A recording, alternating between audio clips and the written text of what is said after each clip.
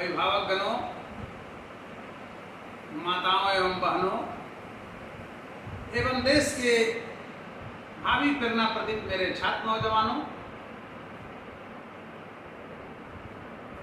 जहानाबाद लोकसभा निर्वाचन क्षेत्र के सम्मानित जनतागण एवं देवतुल्य मतदातागण, मैं डॉक्टर कौशलेंद्र नारायण, राष्ट्रीय अध्यक्ष NFTP एवं एडवोकेट पटना उच्च न्यायालय आप लोग को नमन वंदन और अभिनंदन करता हूँ। प्रायः आप सभी जान रहे हैं कि आगामी 1 जून को अंतिम चरण के मतदान जो होना है उसमें जहानाबाद लोकसभा निर्वाचन क्षेत्र में भी होना है। हमारा जहानाबाद विकास से कोसों दूर है। निवर्तमान सांसद जो है अभी और वर्तमान में जदयू के लोकसभा प्रत्याशी चंदेश्वर प्रसाद चंद्रवंशी जी, इन्होंने 5 वर्षों में जहानाबाद को लूटा है। विकास नगण्य है, जनता से कोसों दूर हैं, कोई सुख दुख में ये साथ नहीं दिए, जनता के साथ इनका कोई सामंजस्य नहीं रहा। अलबत्ते मैं बताना चाहूंगा कि यह देश सिर्फ बिहार और जहानाबाद नहीं, देश कोरोना काल के संक्रमण से गुजरा है। यह सांसद कोरोना काल में 400 करोड़ रुपए का एम्बुलेंस घोटाला कर लिया। स्वास्थ्य विभाग के कर्मचारियों से मिलकर के, पदाधिकारियों से मिलकर के अब 400 करोड़ रुपया खा गया। रही बात 2000, मैं स्पष्ट रूप से कहूंगा 22 से इन्होंने 1640 करोड़ का एम्बुलेंस का टेंडर फर्जी पेपर देकर ले लिया। टेक्निकल बिड इनका सही नहीं था, फाइनेंशियल बिड भी नहीं सही था। और देखिए, मैं बता रहा हूं, केस को मैं नहीं लड़ा है, मैं नहीं हाई कोर्ट में पहला लेकर के आया था। तो इन्होंने किया क्या चालाकी, स्वास्थ्य विभाग के पदाधिकारी ने इनको सरकारी ईमेल से एक ईमेल भेजता है और कहा कि आप कोटेशन बढ़वा। हमारे पास मामला आया, मैं लड़ा, निर्भीक होकर के लड़ा और इनको सुप्रीम कोर्ट तक गए, कोई राहत नहीं मिला। साथियों, मेरे कोई बाप का पैसा नहीं था, जहानाबाद की जनता का सिर्फ पैसा नहीं था, बल्कि ये संपूर्ण 14 करोड़ जो बिहार की आबादी है, सबके साथ मौत का सौदागर साबित हुआ।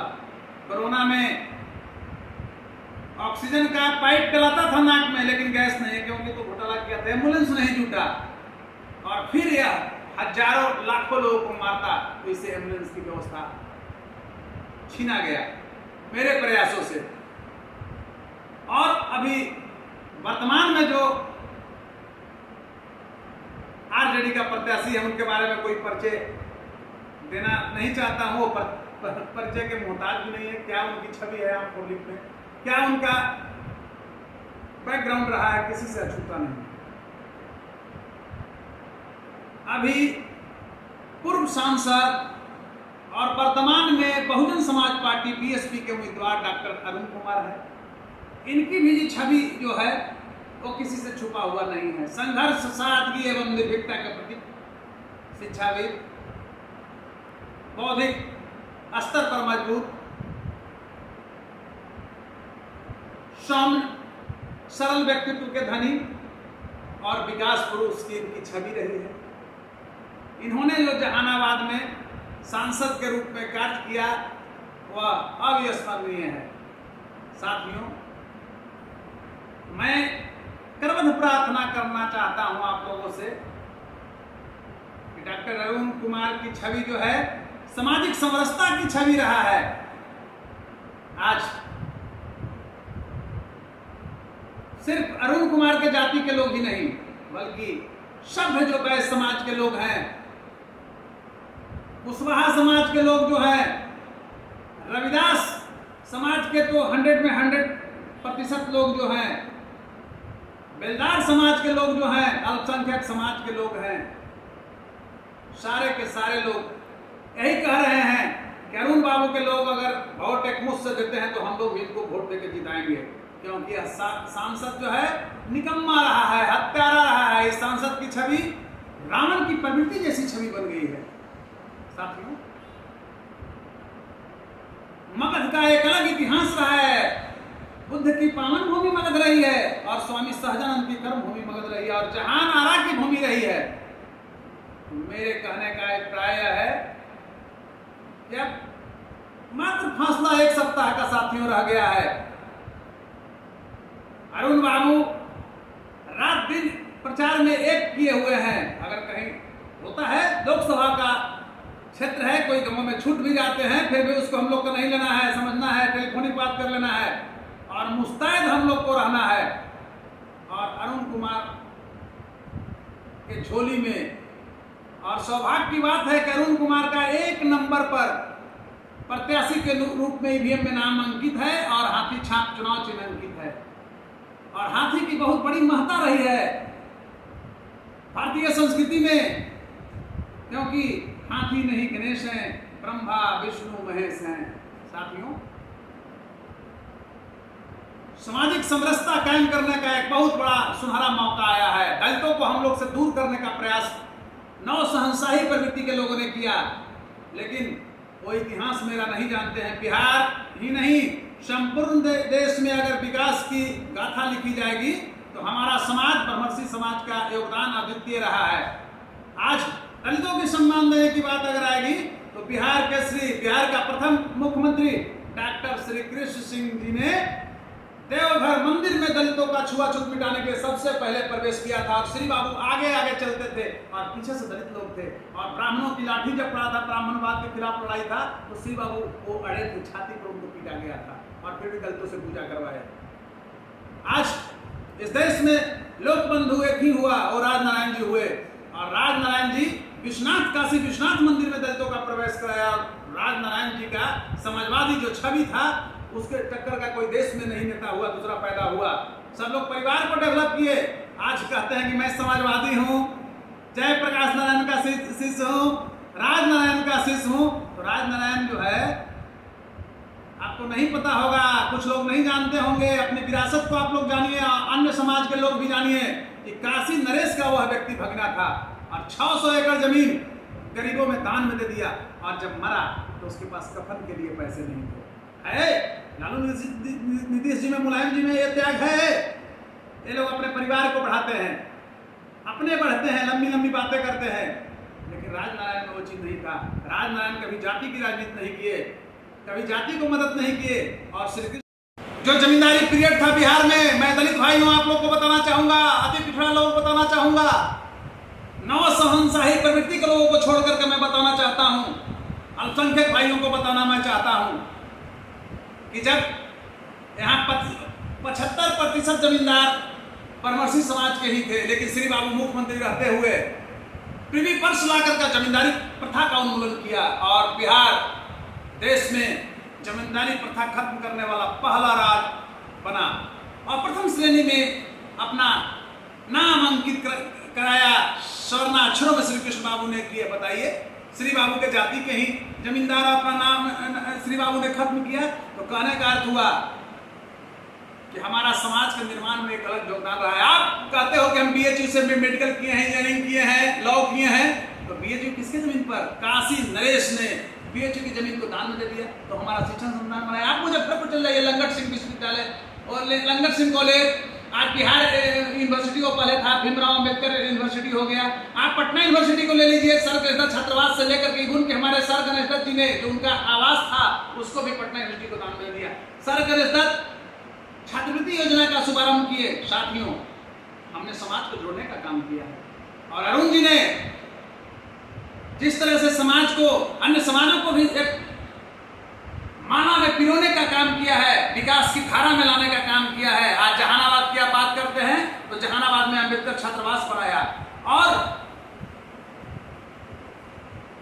जिस तरह से पटना में कारगिल चौक का नाम सुने होंगे, जहानाबाद में भी कारगिल चौक है। और कारगिल चौक का जब उद्घाटन हो रहा था तो मैं ये बताना चाहता हूं, उसमें गृह मंत्री राज्य मंत्री चिन्मयानंद जी थे और अरुण जी ने पहले 300 करोड़ रुपया पूरे जहानाबाद में लाया था, शैक्षणिक संस्थानों में बड़े बड़े स्कूलों का भवन बना, और बाद में उसी दिन उन्होंने अरवल के लिए भी विशेष पैकेज मांगा, तो 2 या 250 रुपया चिन्मयानंद ने भेजा और अरवल का सारे विद्यालय का कायाकल्प हुआ।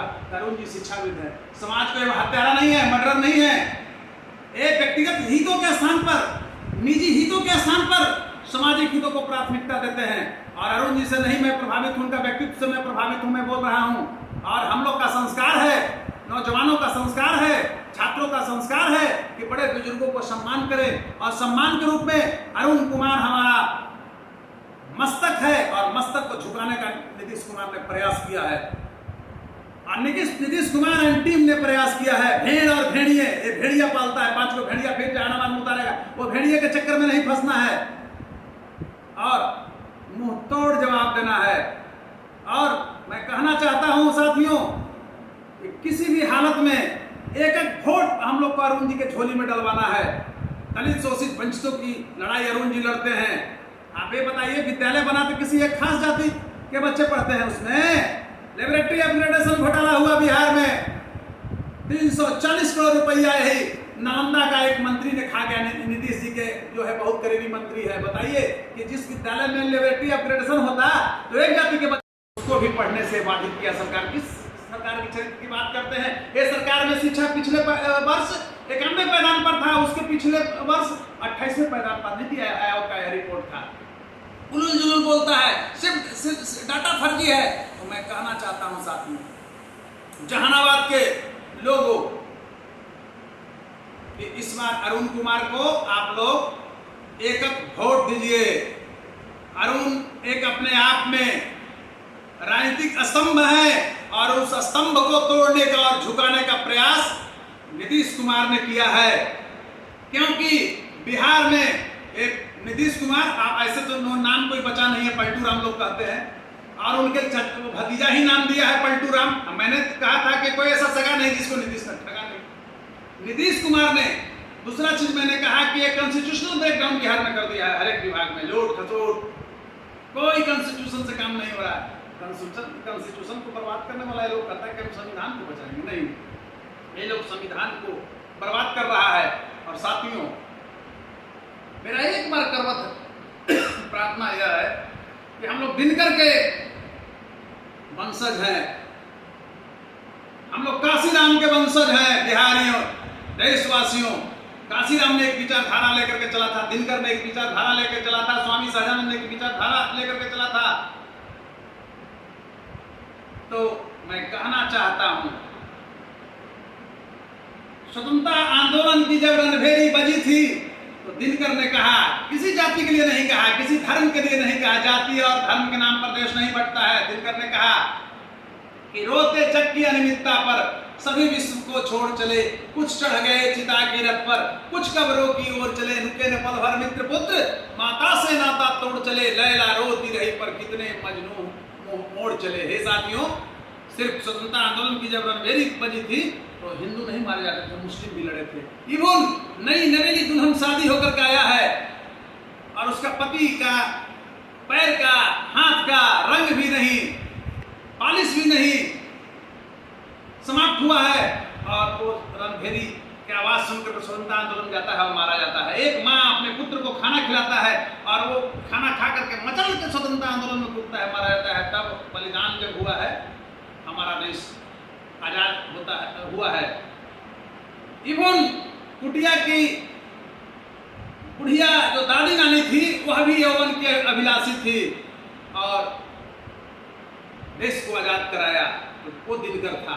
सभी को लेकर चलने का काम किया, तो हमारा समाज लेकर के चलने का काम किया है। साथियों, मैं ज्यादा नहीं आप लोग से कहना चाहूंगा, सिर्फ इतना कहना चाहूंगा कि सामाजिक समरसता जिस तरह से जहानाबाद में बना है, इस बार के चुनाव में दलित, सवर्ण, अति पिछड़ा, अल्पसंख्यक, बैस, उस एकता को कायम कीजिए। और मैं यादव समाज से भी कहना चाहता हूं कि अगर आप बौद्धिक रूप से सशक्त हुए हैं तो गुंडा मवाली को वोट मत दीजिए, और इस धारा में आप अरुण जी को वोट दीजिए। अरुण जी कम से कम समाज को लड़ाएंगे नहीं, वो विकास करेंगे। और इतना ही कहकर जय हिंद, जय भारत, जय जहानाबाद के देवतुल मतदातागण। मैं डॉक्टर कौशलेंद्र नारायण पुनः एक बार अरुण कुमार के लिए करवत प्रार्थना करता हूं कि आप लोग अरुण कुमार का जो 1 नंबर सीरियल पर नाम है ईवीएम में और चुनाव चिन्ह भी है हाथी छाप, उस पर मुहर लगाकर लाखों मतों से विजयी बनाए। और अरुण जी के समर्थकों से भी मैं कहना चाहूंगा कि जितने भी बाहरी लोग हैं उनसे फोन पर आप संपर्क करें और उस दिन उनको बुलाएं। लोकतंत्र का पर्व है, एक भी रिलेटिव, कोई चाचा, कोई भैया भाभी बाहर रहते हैं, उनको उस दिन बुलाएं और अरुण जी के पक्ष में मतदान कराएं। जय हिंद, जय भारत।